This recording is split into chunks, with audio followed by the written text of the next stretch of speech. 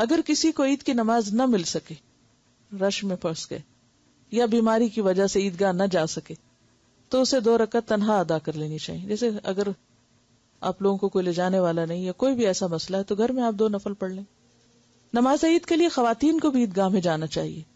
حضرت ام عطیہ رضی اللہ عنہا سے روایت ہے کہ رسول اللہ صلی اللہ علیہ وسلم نے حکم دیا کہ دونوں عیدوں کے دن ہم حیض والی اور پردہ نشین یعنی ساری عورتیں سب عورتوں کو عیدگاہ میں لائیں تاکہ وہ مسلمانوں کے ساتھ نماز اور دعا میں شرکت کریں. البتہ حیض والی عورتیں نماز نہ پڑھیں. اسے بخاری اور مسلم نے روایت کیا ہے. بعض مسلمانوں کے علاقے ایسے ہیں کہ جہاں عورتوں کو نکلنے نہیں دیتے. تو اب یہ جو عید کا موقع ہے، خوشی کا موقع ہے، اور اس خوشی میں سب کو ایک دوسرے کے ساتھ ملنا جلنا اور ایک دوسرے کے ساتھ شریک ہونا جو ہے اس خوشی میں اضافہ کرتا ہے. اور اس میں خاص طور پر آپ دیکھیے کہ یہ بھی کہا گیا کہ جن کو نماز نہیں پڑھنا وہ بھی جائیں عیدگاہ میں.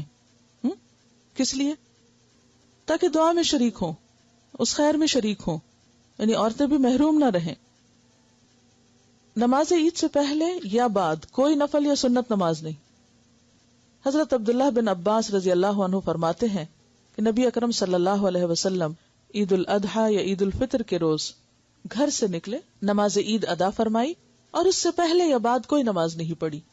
اسے مسلم نے روایت کیا. ویڈیو کے نیچے سبسکرائب کے بٹن پہ کلک کریں، بیل کے آئیکن پہ کلک کیجئے تاکہ ہر نئی ویڈیو کی نوٹیفیکیشن